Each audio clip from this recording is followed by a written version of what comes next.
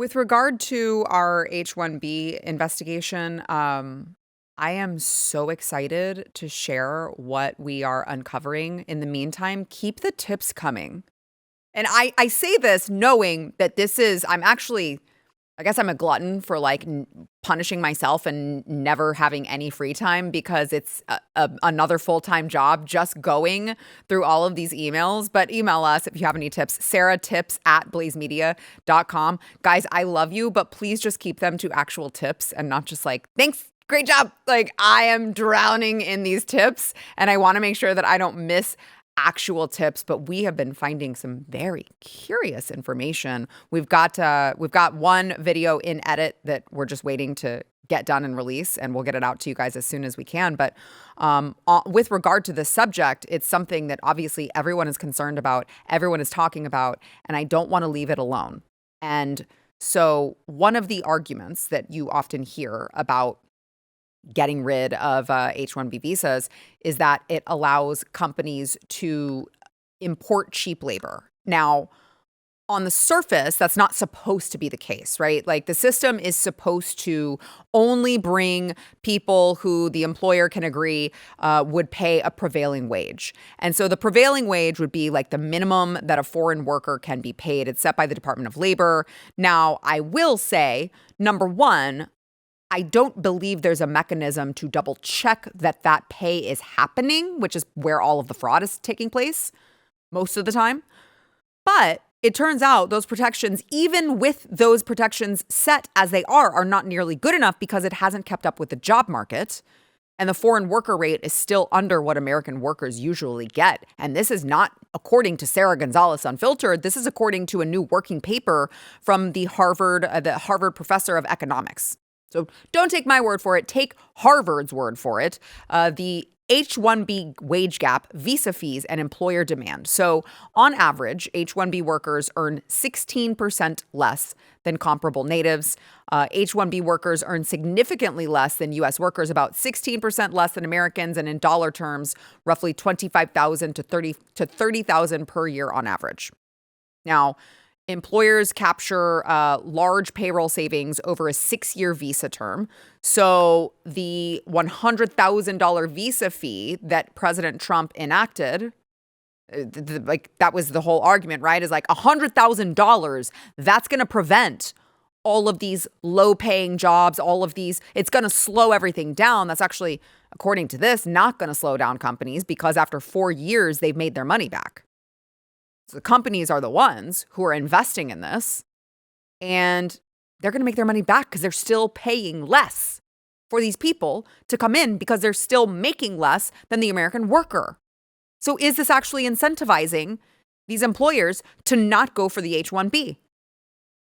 This study says no. Harvard says no. The study even says that the fee could go way up without slowing them down. They said that the revenue maximizing fee is between $118,000 and $264,000. And that has little or no impact on the number of H-1Bs hired. That is incredible. Incredible how they have figured out how to game the system. How all of these, Amazons and Microsofts and Verizons and these big giant companies of the world who are just worried about their bottom dollar, they're only worried about the profit. They don't live in your neighborhoods. They don't see how this is affecting the average American, the average Texan, in my case. They don't actually, they're all of those CEOs are all in gated communities. And the managers that are doing this are just bringing over their buddies, and typically they're getting a cut of that as well. So the only way to solve this problem in its entirety, to solve the system from being gamed by these employers, and of course by the people who are coming over here knowing that the system is being exploited, but they don't actually care because they're just desperate to be here. The only way to solve this problem is not to implement the fee anymore. The fee isn't going to deter these employers. As Harvard just points out, they're already making the jobs cheaper. They're already making their money back. The only way is to stop the visa altogether. I understand the intention. I understand the point at the inception of the idea, but it's enough. It's already been proven to be taken advantage of, to be exploited. And it turns out, we don't need any more software engineers. We don't need any more, like there's, what have I seen? A chef, food service worker. I kid you not. Like the job titles of these, we don't actually need to import any. We've got enough right here. So let's just cut the whole thing off. We don't need it anymore. Now, you'll hear complaints from the left about it. It's actually like already begun. They've started like wheeling out all of their talking points on H-1Bs and like, because again, the system is supposed to be for the best and the brightest. It's supposed to be for the best and the brightest. And it's like, oh no, we won't. What about the doctors? What about the doctors? There was an opinion piece from the Washington Post before they fired all of their staff, which couldn't happen to a more deserving group of people. Texas freezes out good doctors because they paused H-1B visa hiring for public universities, and that hurts United States patients. Oh no. So you're telling me that everyone from, everyone from, I don't know, Canada and all of these other places, whenever they have the UK, whenever they have something bad happen to them medically, they want to get to which country? Oh, the United States. Why? Because we're like the leading healthcare system in the entire world. We have the greatest healthcare technology in the entire world. And somehow the country who produces the best healthcare system and the cutting edge medical technology in the entire world can't find the best doctors. We can't train anyone. We don't have anyone going through medical school here that we can actually just keep training to be the best and the brightest. No, we have to import them. From where? Yeah, I guess India. It's like, first, if they can afford to pay doctors $500,000, they can afford the visa fees. Second, there are other visa options available for doctors that don't include the H-1B. Because again, I mean, my argument would be, I could make the argument for just stopping a total moratorium on all immigration. I could make that argument. But I'll just play the game, okay? I won't make the argument for stopping all immigration. I will just at this time make the argument, because that's a much longer conversation. This argument is doctors can already come over on several other different types of visas. It doesn't have to be the H-1B. But also, on top of that, let me just give you this. Before you start saying, but we got to have an Indian doctor because they're the best and the brightest, they're way smarter than us.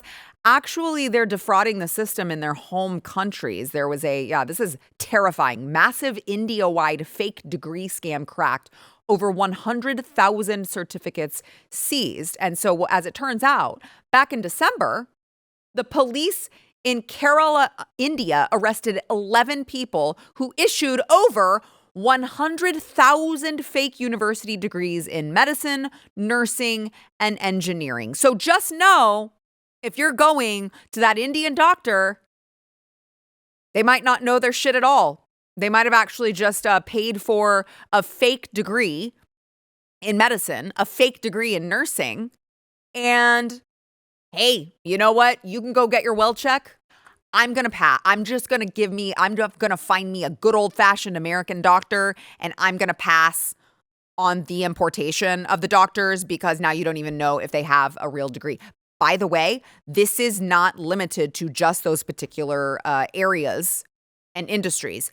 All of the tips that we have coming in, there are so many of them that are like, let me tell you about this place. They have a fake, accreditation scam. They've got fake schools. They've got fake degrees. They are coming over here committing fraud. So now the question is, how many of these people are here with fake degrees who already have established medical practices, who are currently here right now, who have no idea what the they're doing? That's what I would like to find out. USCIS apparently is asleep at the wheel. Is any federal entity, is any organization, is any association going to actually look into this? It's rather alarming to me. Am I being dramatic? It's rather alarming to me that we're importing people who have just faked medical degrees. That's kind of a bad idea, I would just say. Maybe I just have high standards. You guys let me know in the comments.